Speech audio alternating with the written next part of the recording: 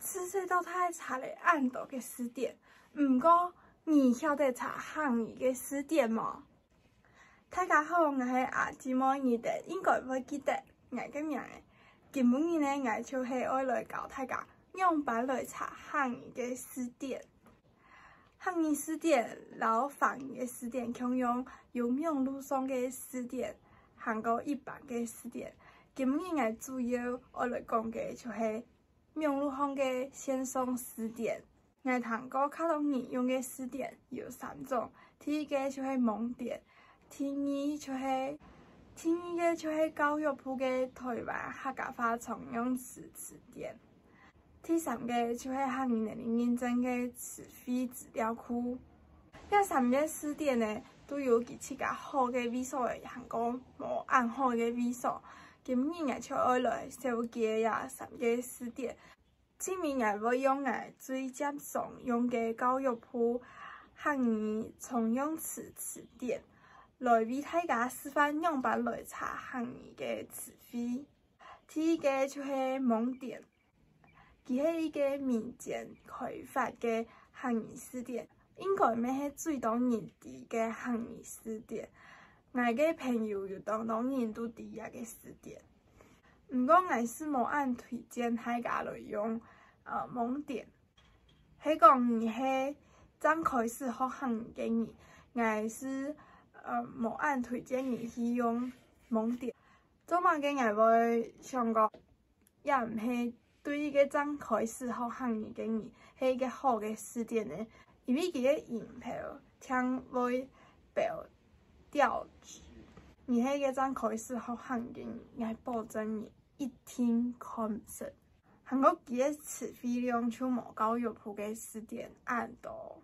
佢查询嘅方式有打法语、韩国打汉语嘅词、韩国打音标。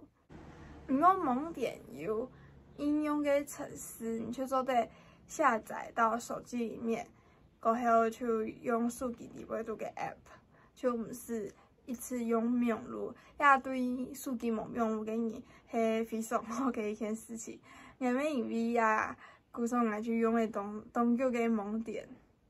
推荐字书3粒星，再过来就是客家免费嘅汉语年龄认证词汇资料库。这些东西当像以上人才会知。佢是一个专门属汉语年龄认证词汇嘅资料库。故说，迄讲遐词汇毋是汉语年龄认证词汇里尾度嘅词汇，就做毋得伫遐资料库里尾度查到。其实在用词汇嘅分类，也是讲词汇嘅分级来查询。要做得用方言啦、汉语词来查，毋过做毋得用音标来查词典。遐资料库里尾度嘅音标是写调型。迄讲你晓得一些个音标，遐资料库里尾度嘅音标，你应该都可能识。韩国记嘅字机是有录音本你读嘅，你做得听通。推荐嘅字数咩是3粒星。第3个就是我也下最常用嘅教育部汉语常用词词典。佢查询嘅方式有同多。用汉语词、方语嘅词，也是讲音标来查询，都是做得嘅。韩国佢做得用其他嘅方式，就会做得用符号来去查询。第4点，底背度就有同多嘅说明，大家做得去家去看。韩国嘅音标是会写调值、调性跟调类，你做得牢记变种你较惯使用嘅方式。韩国迄讲你想要留也得词汇分享给其他人，你要做得出只复词下背有一个专用嘅名字。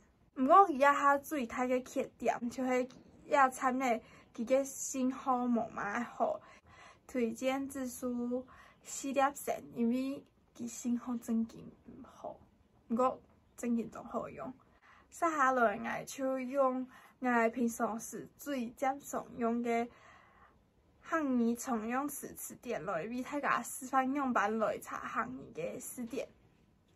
接下来就是示范的时间，我们请到教育部的汉语词典，用赞赏有动清楚的使用方法，就是伫关于本内统第8度的使用字音，大家做伙去甲去看。今日要示范的词是“网”，我们先用华语来查，就打锅子就做得嘞。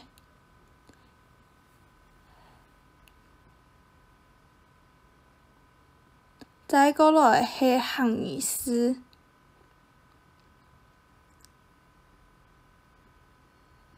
汉语词就会打“网”一个字，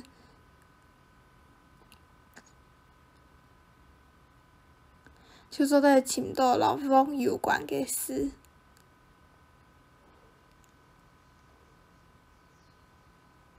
韩国迄个语晓得音标，要做得打 VOG 网。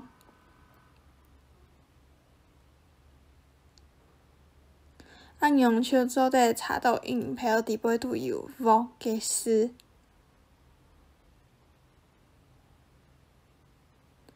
今日的影片就到遐边结束，大家要记得点赞、订阅、分享、留言。2个礼拜过后，要记得来哦。我是阿姊妹，走来了。